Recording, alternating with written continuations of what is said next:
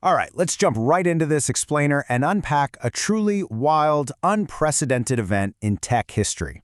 We're going to explore exactly why the US government stepped in and forced the sudden shutdown of the most powerful AI ever released to the public. And more importantly, we'll look at how you can prepare to completely capitalize and profit from its inevitable return. Basically, this is a massive story about government intervention, huge technological leaps, and some seriously wide-open financial opportunities. So to set the stage here, the company Anthropic, the folks behind the Claude AI models, they released a brand new model called Fable 5. But here's the crazy part. It was only accessible to the public for an incredibly brief 3 days, literally just 72 hours. That is all it took before a formal letter from the U.S. Commerce Department showed up, forcing Anthropic to pull the plug and take Fable 5 offline globally. And we're not just talking about throttling it down. They had to completely shut it off for everyone. Which naturally leads to a pretty massive question, right? Why did the government kill the most powerful AI ever released? Well, to understand those drastic measures, we really have to look closely at what Fable 5 actually did during those 3 short days. Because honestly, what it accomplished in that tiny window scared the absolute crap out of the very same people who built it. Section 1. When software becomes a weapon. Let's look at how this event triggered a full-on regulatory earthquake. The government's escalating panic actually happened in 3 distinct stages. First off, they placed export controls on physical NVIDIA AI chips. Makes sense, right? Then, they moved up the supply chain, putting controls on those massive $100 million ASML machines that physically print the chips. But Step 3 is where literal history was made. This was the very first time export controls bypassed physical hardware completely and targeted the AI model itself. The Commerce Department ordered Anthropic to cut off access to any foreign national. And since Anthropic couldn't realistically check the passport of every single user logging in, well, they had no choice but to shut the entire system down worldwide. To really grasp the danger here, you gotta know where Fable 5 actually came from. It was part of what Anthropic internally called the Mythos tier. Think of it as a locked vault of models that were deemed far, far too dangerous for the public. See, Fable 5 was incredibly good at finding software weaknesses. Now, that's an amazing superpower if you're a cybersecurity expert defending your own company. But it's absolutely terrifying to the government if a foreign actor manages to jailbreak those guardrails and gets their hands on it to attack critical infrastructure. And the sheer magnitude of this is rare, but it's not entirely without precedent. The only other time the US government classified a piece of software as a weapon was way back in the 1990s with PGP encryption. They literally treated that code like ammunition. They tried to ban it, even threatening the creator with prison. But fast forward, and the government lost that fight. Actually, that exact PGP encryption eventually became the foundational padlock for the entire online economy. It's literally the reason you can safely swipe your credit card on the internet today. And that is the exact kind of explosive, unstoppable trajectory we're looking at right now with Fable 5. Section 2. The Autonomous AI Employee. Let's dig into the core mechanics of why this AI is such a total game changer. Look, pretty much every AI you've used so far is smart for about a minute. If you give it a big task, it completely loses the plot. Its context window fills up, it starts hallucinating, and you basically end up having to constantly babysit it. Fable 5, on the other hand, was explicitly built to act like a highly capable, autonomous employee. It runs for days, checks its own work, and can even spin up copies of itself to split up complex tasks. It literally works while you sleep. So Fable 5's true magic is that autonomy. You don't just sit there and chat with it, you give it a complex, say, 10-step job, and you literally just walk away. It will autonomously plan the work, execute the code, independently check its own mistakes, fix them, and then just neatly hand you the finished product. And this unprecedented power? It generated some mind-blowing real-world receipts during that brief 72-hour window. Get this. It took 50 million lines of code for the massive payments company Stripe and migrated it in a single day. That is a job that normally takes entire teams of human engineers months to do.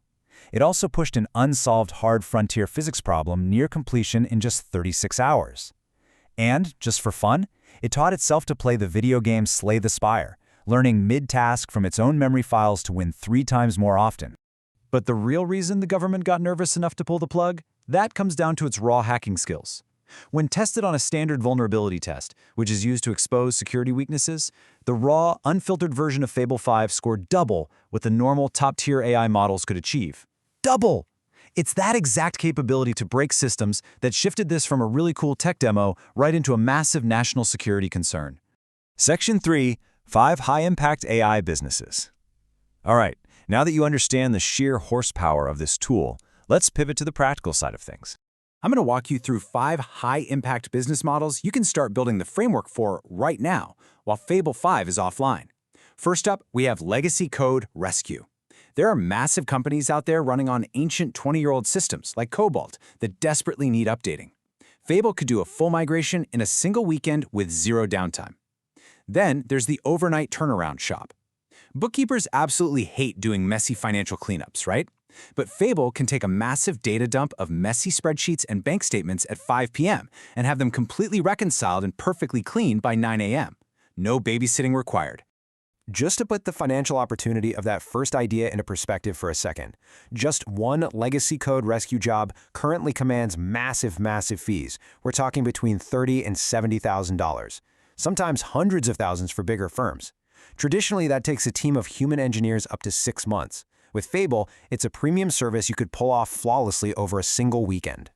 Next up, you could run a completely one-person productized agency team, where Fable effectively becomes that heavy-lifting workforce you never had to hire. Or think about launching a hyper-personalization service. If you feed Fable a local business's email list, it can craft highly specific sales emails containing 8 to 12 custom data points for every single recipient.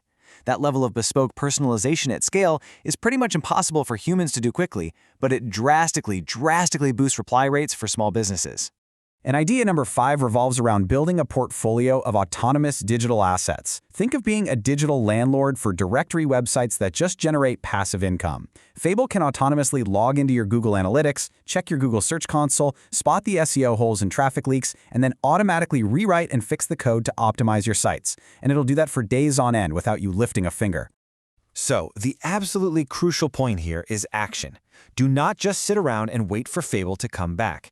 Pick one niche and one specific offer today. Start hacking your business systems together with currently available, incredibly capable models like Opus 4.8, so you are primed and ready to go. Oh, and remember, test multiple AI tools so you avoid relying on a single point of failure, because, as we've just seen, if a model can be switched off once, it can definitely be switched off again. Section 4, the government's buy signal. Let's zoom out and look at the broader implications here. I really want to show you the ultimate buy signal that almost everyone out there in the market is reading completely backward. Usually, when everyday people see the word banned or export controlled, they instantly panic and run away. But if we look throughout history, whether we're talking about military drones, supercomputers, or nuclear materials, export controls are strictly applied only when the government realizes a tool has the genuine capacity to shift the balance of power in the world. Seriously, think about it. By treating a piece of software that you can literally rent for $10 a month like it's a dangerous guided missile, the most powerful institution on the entire planet just confirmed in writing that this is the most powerful technology ever built. They literally just did all your market research for you. So this window of opportunity is swung wide open right now.